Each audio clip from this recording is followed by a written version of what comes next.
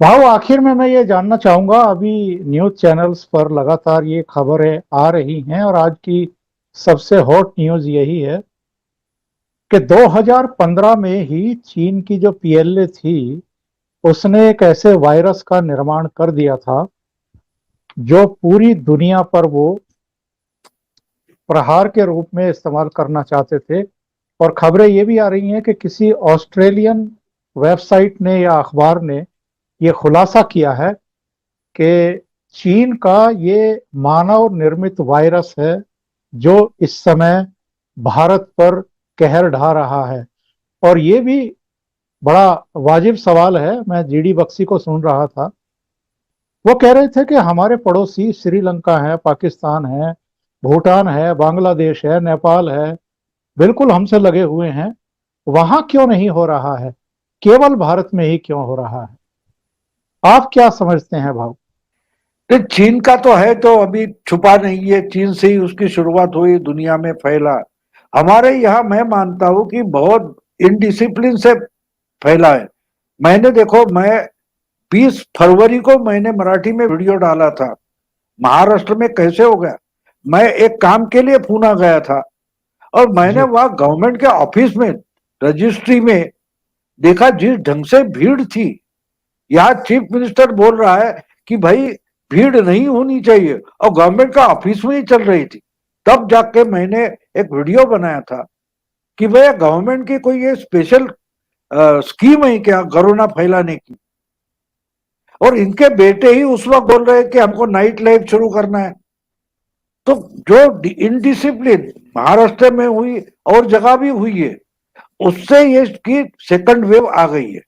अगर हमने, इसलिए मैंने कहा, एक 15 दिन पहले एक वीडियो बनाया था मराठी में, तो मैंने उस पर कहा है कि भाई लॉकडाउन जरूर लगाओ, लेकिन डंडा लेके खड़े मत हो जाना। जिसको बिल्कुल जरूरत है उसको तो घर से निकलना पड़ेगा, वो डंडे खाएगा, लेकिन लेकिन जितनी जरूरत है उतना ही जाएगा। इसलिए जी लॉकडाउन जी। जरूर लगाओ, लेकिन लॉकडाउन अगले 8 महीने उठाना नहीं, 8-10 महीने लॉकडाउन चलता रहे।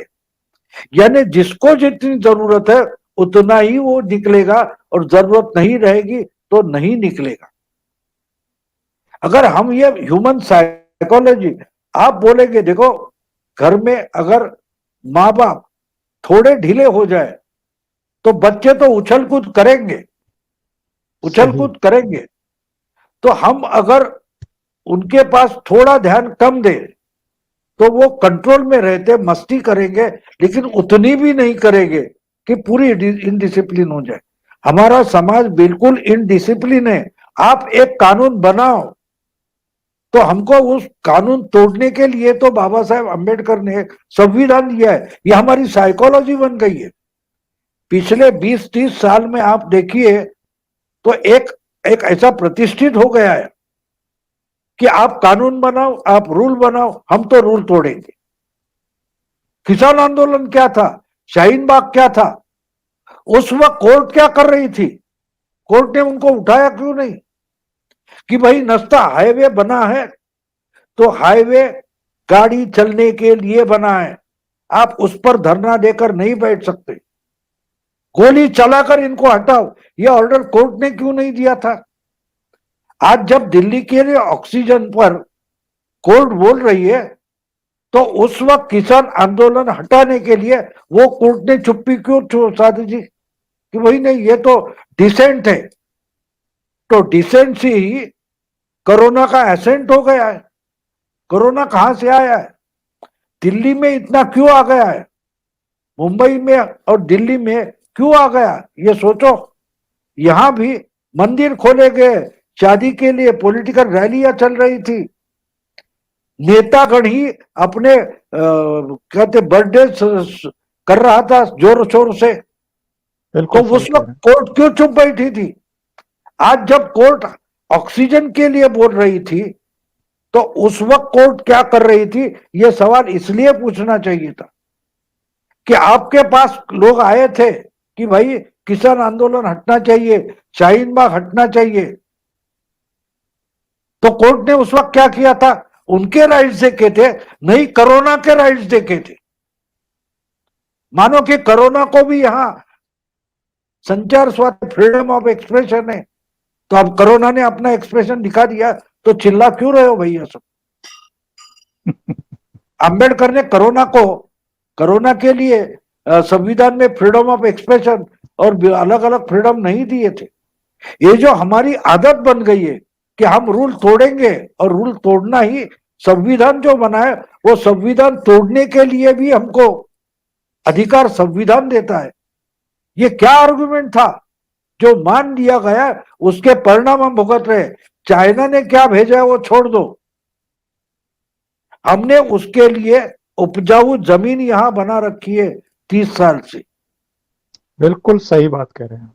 हम कश्मीर में हमारा जवान टेररिस्ट को पकड़ने जाता है, उसका बंदोबस्त करने जाता है, तो उसको पीछे से पत्थर मारने का भी संविधान ने अधिकार दिया है।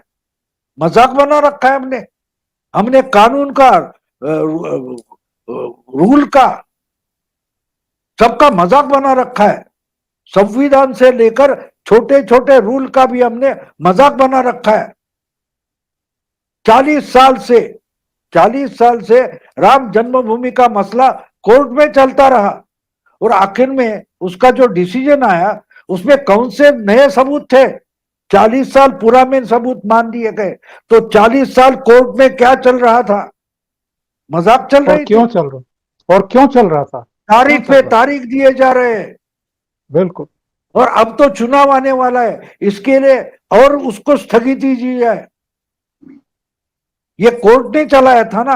आज जो कोर्ट सवाल पूछ रहा है उसको मेरा एक छोटा सा सवाल है कि भैया 96 में लालू प्रसाद यादव का चारा घोटाला सामने आ गया, उसमें कुछ 8-7 मामले हैं, उसमें से 4 के लिए तो वो चले गए जेल में, अभी भी 4 या 3 मामले बाकी है। 28 साल लगते हैं, 28 साल लगते हैं। ये तो कानून व्यवस्था और न्यायिक व्यवस्था, इसका मजाक बनाया गया है। इसके परिणाम हम जीवन के हर क्षेत्र में भुगत रहे हैं। कोरोना उसमें से एक मामला है।